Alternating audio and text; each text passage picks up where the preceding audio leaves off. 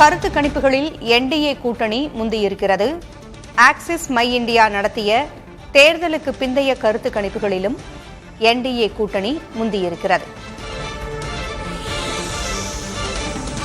ஏற்கனவே நேற்று நடத்தப்பட்ட தேர்தலுக்கு பிந்தைய பல்வேறு கருத்து கணிப்புகளிலும் என்டிஏ கூட்டணியே முந்தியிருந்தது. இந்நிலையில் இன்று ஆக்சிஸ் மை இந்தியா நடத்திய தேர்தலுக்கு பிந்தைய கருத்து கணிப்பு முடிவுகளிலும் என்டிஏ கூட்டணி முந்தியிருக்கிறது. என்டிஏ கூட்டணி 131 இடங்களையும் இந்தியா கூட்டணி 108 இடங்களையும் கைப்பற்றும் என்று கூறியிருக்கிறது. பிரசாந்த் கிஷோரின் ஜன்சுராஜ் கட்சி ஒரு இடத்தை பிடிக்கும் என்று கூறப்பட்டிருக்கிறது. மற்றவை 3 இடங்களை பிடிக்கும் என்று தேர்தலுக்கு பிந்தைய கருத்து கணிப்பு முடிவுகள் தெரிவிக்கின்றன. ஆக்சிஸ் மை இந்தியா நடத்திய தேர்தலுக்கு பிந்தைய கருத்து கணிப்புகள் இந்த முடிவை கூறுகின்றன.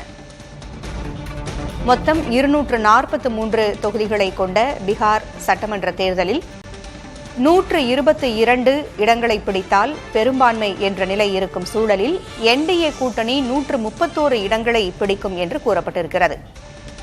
இந்தியா கூட்டணி 108 இடங்களை பிடிக்கும் என்று கூறப்பட்டிருக்கிறது இந்த கருத்து கணிப்பில். அதேபோல ஜன்சுராஜ் கட்சி ஒரு இடத்தை பிடிக்கும் என்றும் கூறப்பட்டிருக்கிறது.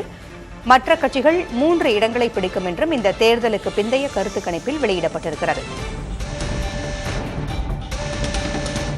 இதுகுறித்த கூடுதல் விவரங்களை வழங்க டெல்லியின் தலைமைச் செய்தியாளர் கணபதி இணைந்திருக்கிறார். கணபதி, நேற்றைய தேர்தலுக்கு பிந்தைய கருத்து கணிப்புகளிலும் சரி, தற்பொழுது ஆக்சிஸ் மை இந்தியா வெளியிட்டிருக்கக்கூடிய தேர்தலுக்கு பிந்தைய கருத்து கணிப்பு முடிவுகளிலும் சரி, என்டிஏ கூட்டணி முந்தி காணப்படுகிறது. கூடுதல் விவரங்களை பதிவு செய்யுங்க.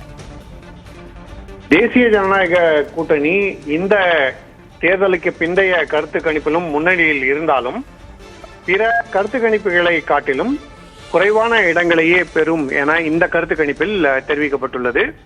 இதில் தேசிய ஜனநாயக கூட்டணி 121 முதல் 141 இடங்கள் வரை கைப்பற்றும் என தெரிவிக்கப்பட்டிருக்கிறது. அதே சமயத்தில் நேற்று வெளிவந்த கருத்து கணிப்புகளிலே 130க்கும் மேற்பட்ட இடங்களில் தேசிய ஜனநாயக கூட்டணி வெற்றி பெறும் எனவும், மகா கட்பந்தன் கூட்டணி 75லிருந்து 101 இடங்கள் வரை பெற்றும் எனவும் தெரிவிக்கப்பட்டிருந்தது. அதாவது 101 தான் நேற்றைய கருத்து கணிப்புகளிலே வெளிவந்த மகா கட்பந்தன் கூட்டணிக்கான அதிகபட்ச எண்ணிக்கை.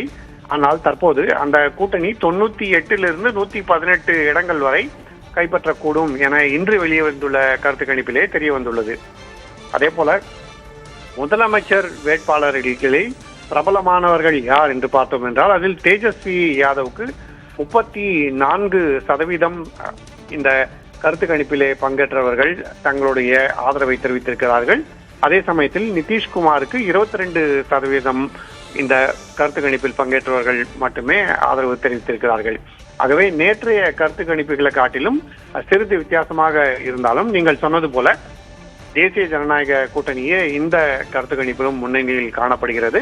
ஆனால் இந்த தேர்தலுக்கு பிந்தைய கருத்து கணிப்பின் கணிப்புகள் சரியாக இருந்தால் போட்டி ஏற்கனவே எதிர்பார்த்ததை விட கடினமாக இருக்கும். அதாவது கடுமையான தீவிர போட்டியாக இருக்கும். அதிக வித்தியாசம் இருக்காது என தெரிகிறது.